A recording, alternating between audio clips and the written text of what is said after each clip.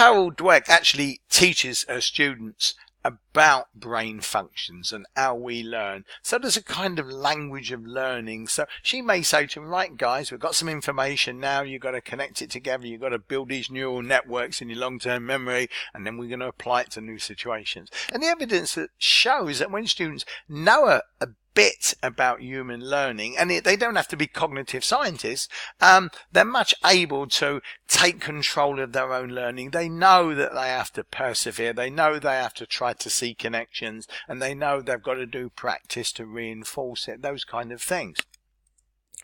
We also know that stories and examples are powerful teaching tools.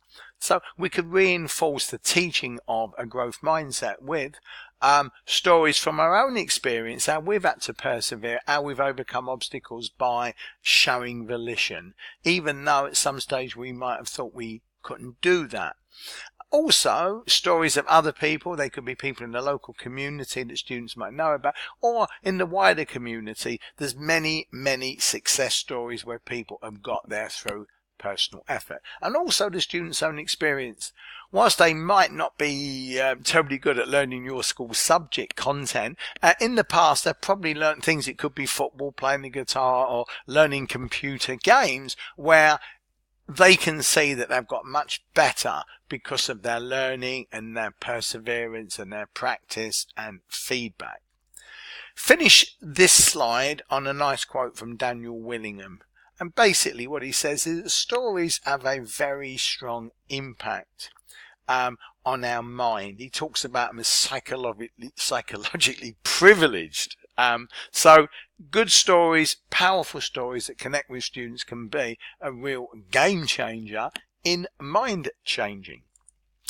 Moving on, teaching students other things about learning, what we often refer to as principles of learning, also very useful. Just as we as teachers try to make sense of the learning process and use strategies to help our students learn, we can actually share these with our students so they can kind of apply them themselves. So very useful to share key aspects of the learning process, not just the growth mindset, but how we learn, to help students develop the understanding of how we learn and to use learning to learn strategies and skills.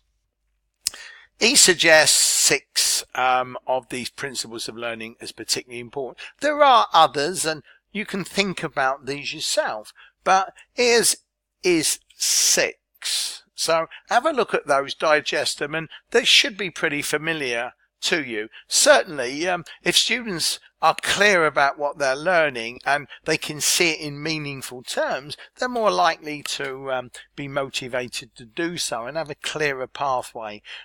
Showing them what the criteria for success is so they can kind of monitor and self-assess. Seeing good examples. You checking their understanding, so if they've got confused, they've got misconceptions, they've got knowledge gaps, they can fill those up. And that's very connected to making their thinking visible.